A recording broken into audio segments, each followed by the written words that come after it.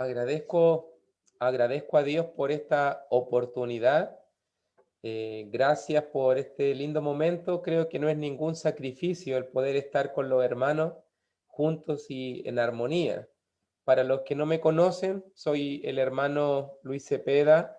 Trabajo en la Iglesia de Cristo aquí en Chillán, Chile, en el sur de mi país.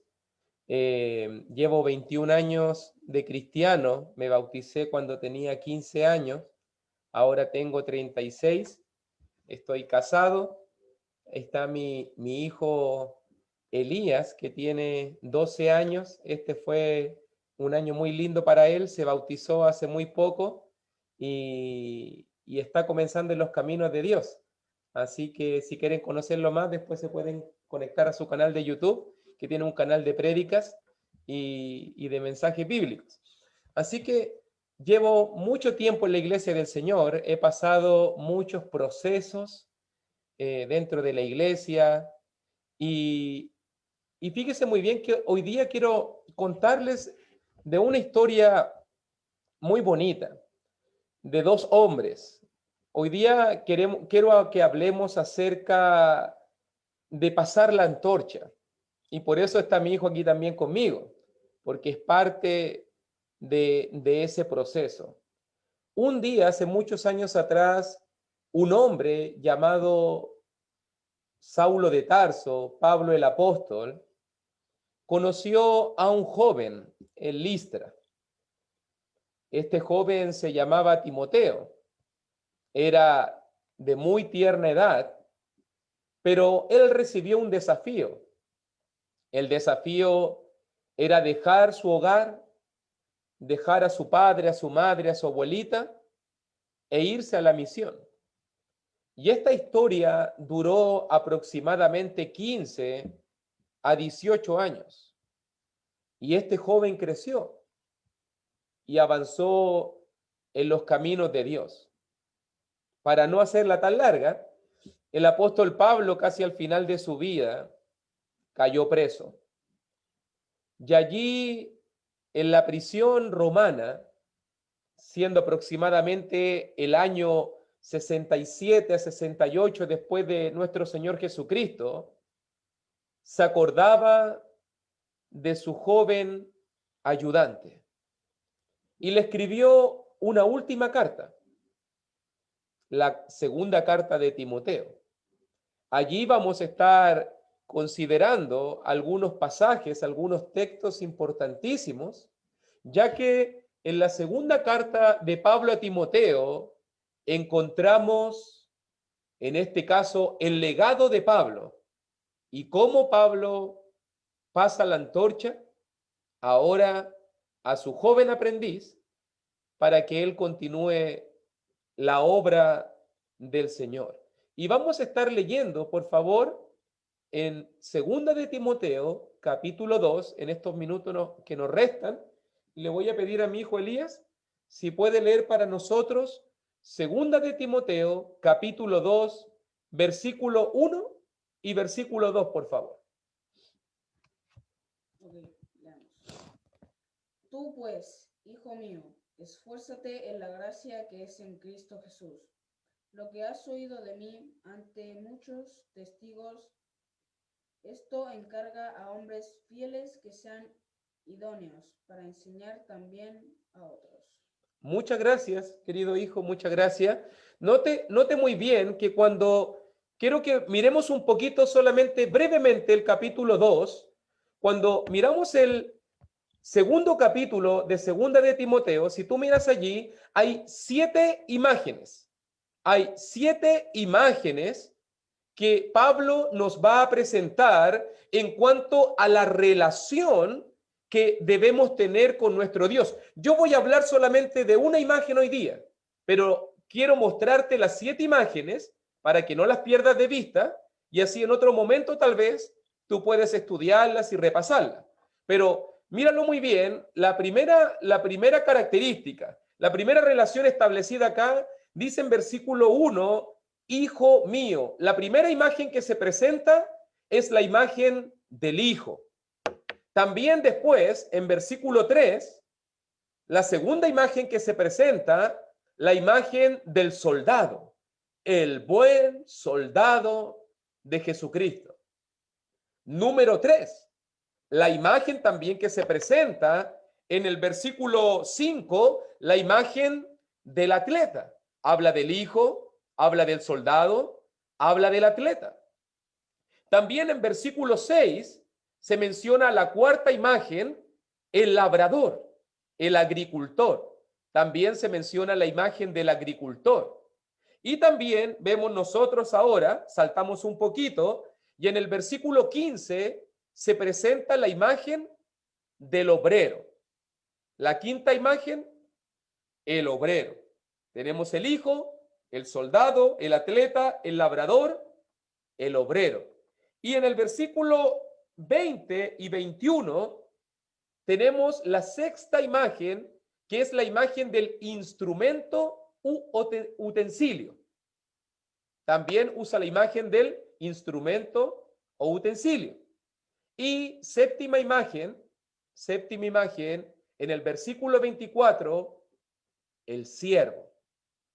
Note muy bien que estas 7 imágenes tienen que ver con la relación establecida que tenemos con Dios.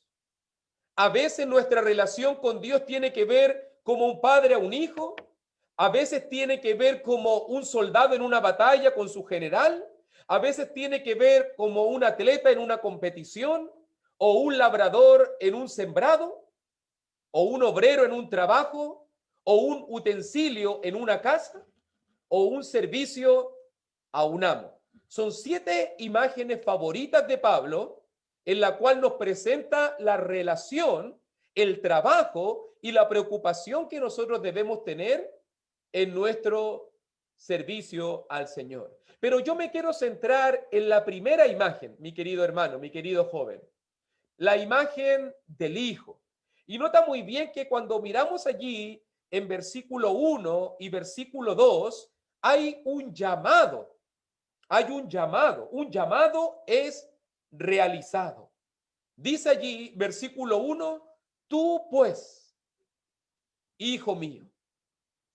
Nota muy bien que en segunda de Timoteo, Pablo siempre le va a estar pidiendo a su joven aprendiz, tú pues, pero tú pues, pero tú. Mira, por ejemplo, en 2:3 dice, tú pues, sufre penalidades. O si tú miras también conmigo y me acompañas un poquito, en 3:10 dice, pero tú. O en 3:14, pero persiste tú.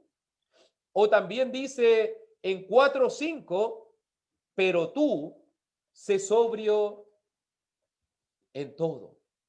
Pablo siempre le está pidiendo a Timoteo, no importa cómo los demás sean, no importa lo que los demás hagan, no importa cómo los demás se comporten, no importa si el mundo está corrompido, no importa si hay problemas afuera, tú tienes que ser diferente.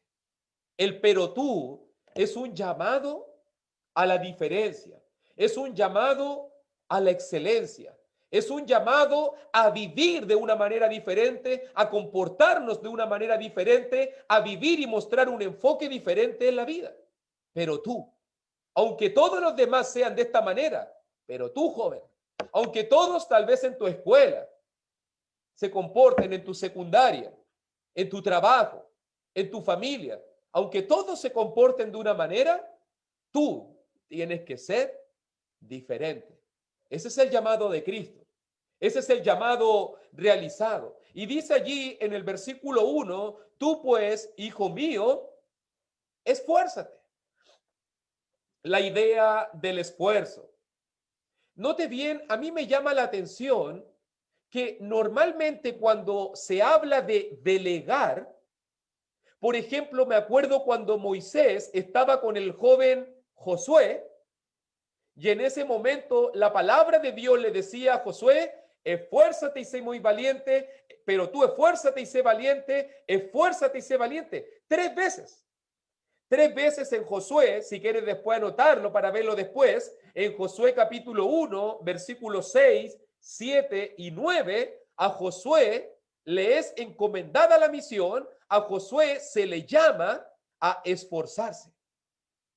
A esforzarse. ¿Por qué Dios siempre destaca el esfuerzo? ¿Por qué Dios siempre nos llama a esforzarnos y a ser valientes? ¿Sabe por qué Dios nos llama a esforzarnos? Porque Dios sabe que la vida es difícil. Porque Dios sabe que los problemas llegan, se agolpan, nos dañan, nos agobian, nos afligen. Dios sabe. Se lo pidió en triple porción a Josué porque sabía la tamaña misión que él iba a realizar.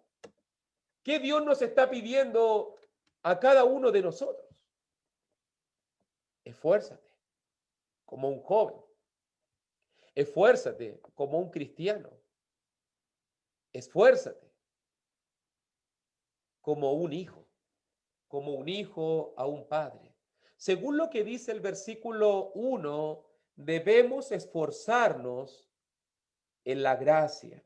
Nota muy bien que lo único que puede sostenernos, lo único que puede animarnos y fortalecernos en la vida espiritual, en la lucha de la vida, sobre todo en la obra de Dios, en la iglesia, en medio de los problemas, somos lo que somos por la gracia de Dios.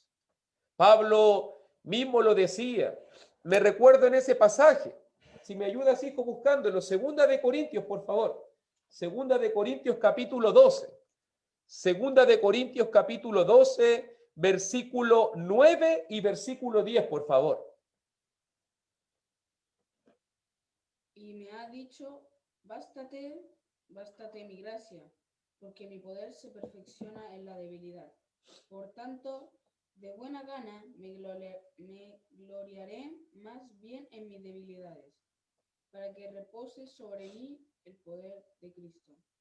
Por lo cual, por amor a Cristo, me gozo en las debilidades, en afrentas, en necesidades, en persecuciones, en angustias, porque cuando soy débil, entonces soy fuerte.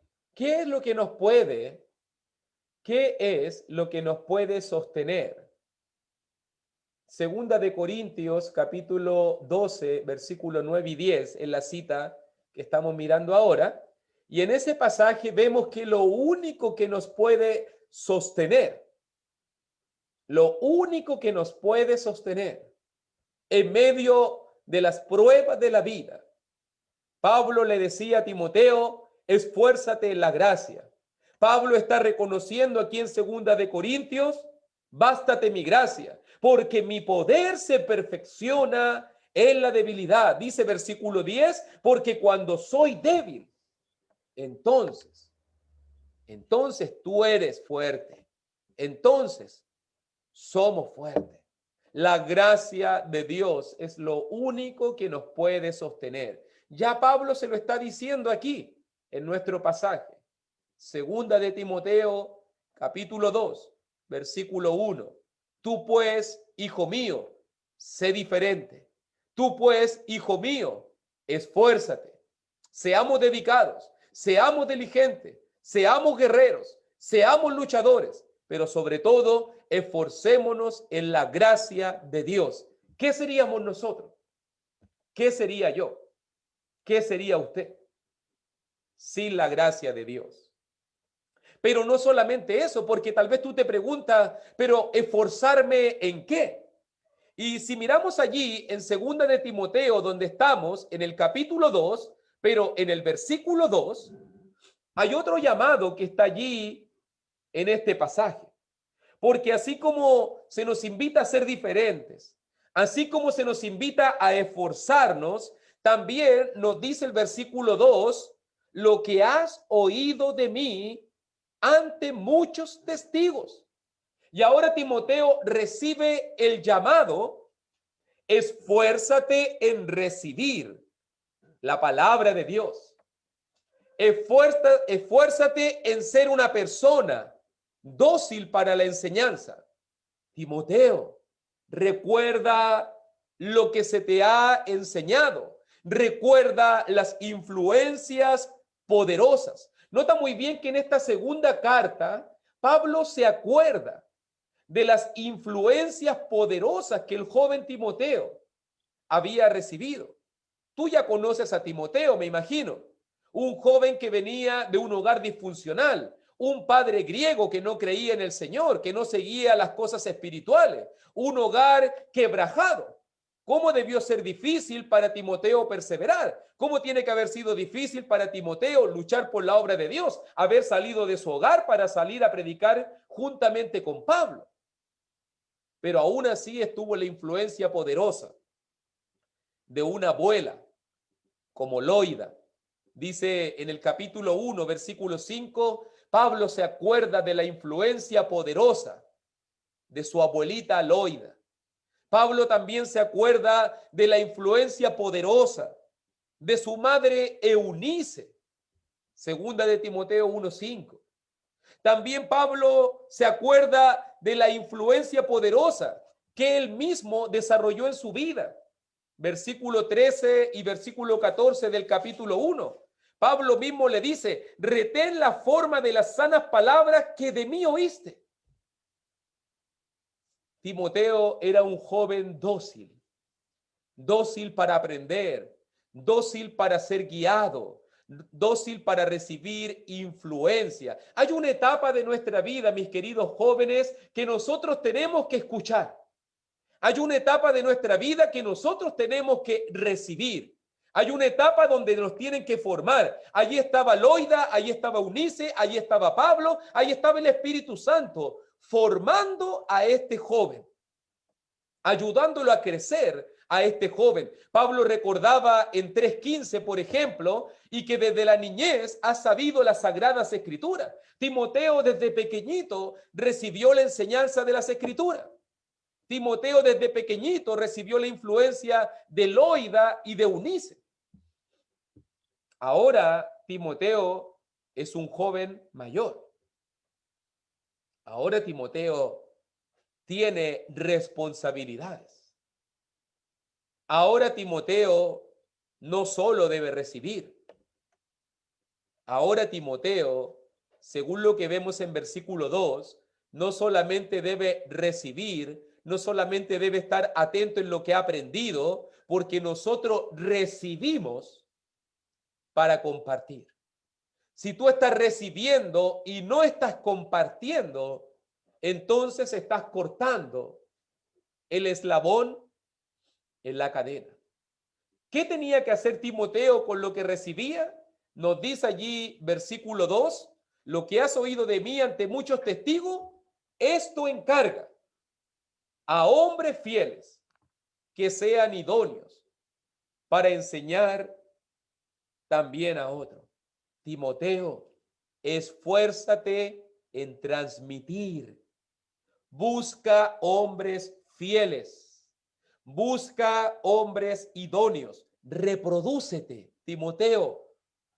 Sé una influencia, así como unas personas, como yo, dice Pablo, así como otras personas fueron una influencia poderosa para ti. Ahora tú enfócate en ser una influencia poderosa para otras personas. Para poder ser influencia en las otras personas, debemos pasar tiempo, debemos invertir, debemos acercarnos a las personas, debemos tener comunión, debemos interesarnos sinceramente por las personas. Timoteo, preocúpate que este mensaje se lo está diciendo un ancianito, se lo está diciendo el apóstol viejo, encadenado, está a punto de morir, lo van a matar, le van a cortar la cabeza. Pablo está preocupado. ¿Qué va a pasar con el evangelio? ¿Te has puesto a pensar en esa pregunta, mi querido hermano? Yo me bauticé muy joven en la ciudad de Iquique, al norte de mi país. Tal vez cuando me bauticé no pensaba mucho en el futuro. Tal vez pensaba en lo más inmediato. Pasó el tiempo, me comprometí en matrimonio, me casé. No pensaba tanto todavía en el futuro. Trataba de ser feliz, de tener mi plan. Después llegaron los hijos, llegaron las responsabilidades y algo comenzó a suceder en mí. ¿Qué va a pasarte a ti? Yo sé que te va a pasar a ti. Porque ahora cuando llegan las responsabilidades, tú tienes que guiar a otros. Tienes que ser un ejemplo para otros. Tienes que ser un testimonio para aquellos que están al lado tuyo, mi hijo, mi hija, mi esposa, la gente que está conmigo. Y es ahí donde está la verdadera misión. Enfócate en transmitir. Nota que si miramos el versículo 2 en su simpleza, hay 5 eslabones de la cadena. De Cristo a Pablo, nótalo bien, de Cristo a Pablo, de Pablo a Timoteo, de Timoteo a hombres fieles, y esos hombres fieles, capaces también de enseñar a otros hombres fieles. Lo que comenzó con Dios, sí, no lo voy a olvidar. De Dios a Cristo, de Cristo a Pablo, de Pablo a Timoteo, de Timoteo a hombres fieles, y de esos hombres fieles a otros hombres fieles. Cómo la cadena comenzó a forjarse. Y así, de una generación a otra generación. Esfuérzate en transmitir. ¿Qué va a pasar con la iglesia cuando ya no estemos nosotros? ¿Quién va a seguir con nuestro trabajo? ¿Quién se va a preocupar de las próximas generaciones? Pablo se enfocó en Timoteo, lo ayudó, lo guió, se hizo acompañar por él, viajó con él, pasó tiempo con él. Ahora, en la hora final, ahora Timoteo va a recibir la antorcha. Queridos jóvenes, mucho se dice hoy en día que los jóvenes son el futuro de la iglesia. Yo estoy en desacuerdo con esa visión. Los jóvenes no son el futuro de la iglesia. Los jóvenes son el presente de la iglesia. Los jóvenes son la fuerza de la iglesia. Los jóvenes son los que están destinados a levantar a la iglesia del Señor. Mi hijo, tus hijos o tú mismo son los destinados a poder llevar a la iglesia a la próxima generación. ¿Cuántos de nosotros estamos comprometidos con eso? ¿Cuántos de nosotros queremos legarle a los que vengan después de nosotros lo precioso y maravilloso del Evangelio? Yo quiero animarte en estos pequeños llamados, un llamado a ser diferente, un llamado a esforzarnos, un llamado a recibir influencias, a ser enseñados, pero también un llamado a reproducirnos y a transmitir, a preocuparnos. ¿Qué va a suceder con el Evangelio en la próxima generación? Esa misión la vas a tener tú. Un día usted va a tener que tomar la antorcha y pasarla a la próxima generación. Y debemos tener la seguridad y la tranquilidad que tenía Pablo, porque Pablo termina, y con esto vamos a concluir, porque en 2 de Timoteo, en el capítulo 4, en el versículo 5, cuando Pablo se está despidiendo, Pablo va a morir. Él lo dice, en el versículo 6 lo dice, porque yo ya estoy para ser sacrificado y el tiempo de mi partida está cercano, dice el 4:6. ¿Qué le deja a Timoteo entonces? 4:5. Márcalo en tu Biblia, si puedes, porque allí está la misión para este joven. Esta es la misión para ti y para mí. Esta es la misión para mi hijo y para todos los que están conectados y para todos los que estamos viendo esta maravillosa palabra. Dice allí en 2 de Timoteo capítulo 4, versículo 5, el mismo llamado a la diferencia. Pero tú, sé sobrio en todo, soporta las aflicciones, haz obra de evangelista, cumple tu ministerio. Querido joven, cumple tu encomienda, cumple tu labor, tu misión, cumple tu ministerio. ¿Cómo vamos a cumplirlo? Una mente sana, sé sobrio en todo, una mente equilibrada, una mente cabal, una mente centrada. ¿Cómo vamos a cumplirlo? Soportando la aflicción. A veces van a venir momentos difíciles, a veces van a venir pruebas, a veces van a venir dificultades. Pero sobre todo, haz obra. Dedícate a reproducirte. Dedícate a transmitir. Haz obra de evangelista. Preocúpate de compartir. Mucho se dice hoy en día de la cura del coronavirus. Todos los países invierten millones y millones de dólares para poder conseguir lo más pronto posible una vacuna. Están en pruebas. Un país anuncia algo, otro país que está compitiendo también dice, yo la tengo. Todos estamos en una carrera contra el tiempo cuando se trata de una pandemia. Pero déjame decirte que tú tienes la cura en tu propia mano ahora. Tú tienes la cura. Tú tienes el antídoto para el más grave problema que existe en este mundo, que es el pecado. Y el antídoto y la cura es la palabra de Dios. Entrégale esta cura, entrégale este antídoto a todos aquellos que lo necesitan. Mucho ánimo, esforcémonos, seamos valientes, cumplamos nuestro ministerio y pasemos la antorcha a la siguiente generación. Que Dios te bendiga y muchas gracias por la oportunidad.